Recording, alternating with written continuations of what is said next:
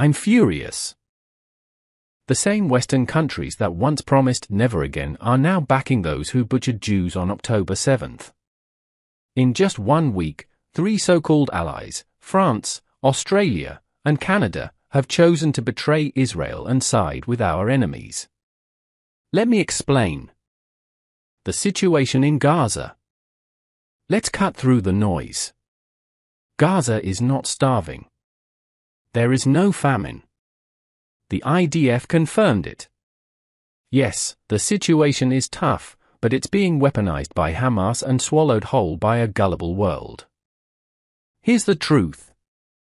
The IDF is working hard to keep aid flowing. Over 900 aid trucks are waiting at distribution points, already cleared for entry by Israel.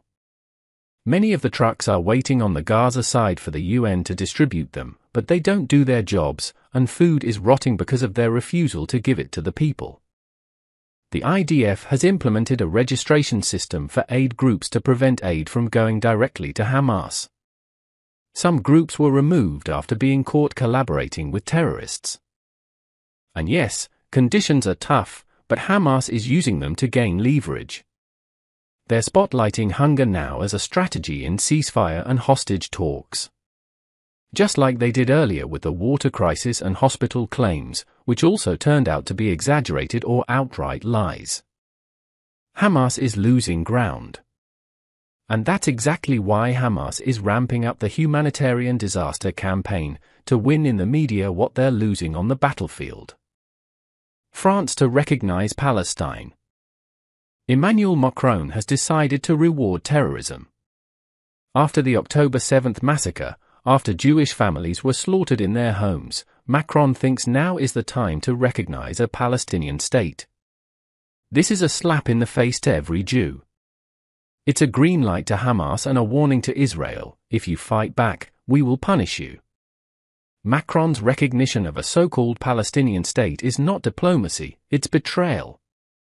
It's the glorification of terror. Australia pushes for a two-state solution. Prime Minister Albanese says Israel is to blame for a humanitarian catastrophe in Gaza. Really? Did we launch over 10,000 rockets at our neighbors? Did we slaughter civilians? No. That was Hamas. But Australia, like Europe, has lost its moral compass. They talk about two states as if Hamas wants peace. They ignore the hostages. They ignore Hamas's war crimes. Instead, they attack the only democracy in the Middle East. What's worse, they claim to be our friends while doing it. Canada condemns Israel. Mark Carney is now leading Canada down the same path. He accused Israel of creating a humanitarian disaster and violating international law. He demands a ceasefire while hostages are still in Hamas tunnels. He wants a two-state solution, with who exactly? Hamas? Islamic Jihad? Canada used to stand with us. Now they're lecturing us from X while ignoring Jewish blood spilled in our streets. It's not peace that they want, it's for Israel to shut up and sit down. They all say the same thing: two states, ceasefire, peace. But we know the truth. This isn't about peace. It's about pushing Israel into a corner. Well, we're not going anywhere. The land of Israel belongs to the people of Israel. We won't apologize for surviving. And we won't reward terror with a state.